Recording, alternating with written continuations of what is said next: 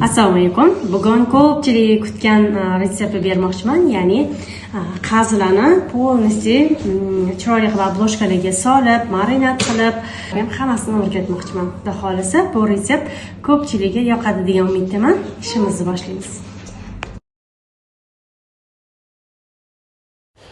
Eng birinchi bo'lib prechatkalarimizni kiyib olib, go'shtlarimizni sortirovka qilishdan boshlaymiz. Go'shtlarimizni ingichka uzun qilib kesib olamiz. Birinchi marta qilayotgan qizlarimizga kaltaroq kesishga maslahat beraman, chunki ichiga solayotgan paytda kalta o'zingizga udobniy bo'ladi boshlanishiga. Keyinchalik uzun qilib kesaversanglar bo'ladi. Go'shtimizni xuddi shunaqa qilib, chiroyli qilib, lenta qilib hammasini kesib olamiz. Mana bir boshidan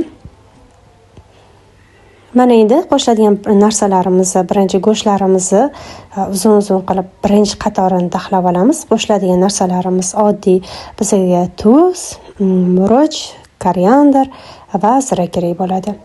Men Qozog'istonda turganligim uchun Qozog'istonda zira yeyilmaydi, ayniqsa Aqtov, Qarag'anda shaharlarida umuman zira yeyilmaydi. Ya'ni kim zira solsa, u qazi hech kim olmaydi uni. O'shaning uchun men nomiga zira qo'shaman. Salgina mazza chiqishi uchun, o'shaning uchun korianderdan ko'proq qo'shaman. Sizlar naborot koriander emas, ziradan ko'proq foydalansanglar bo'ladi. Tuzlarini mo'l-ko'l qilib sepamiz va shu bor yo'g'i 4 xil pripravadan foydalanamiz. Qaziga ortiqcha pripravalarning keragi yo'q. Siz ko'proq solmoqchi bo'lsangiz, mazzalarni bizib qo'yishingiz mumkin. Xuddi shu marinadda menda 2 kun turadi. 2 kun oddiy xona haroratida ustini yopib saqlaymiz.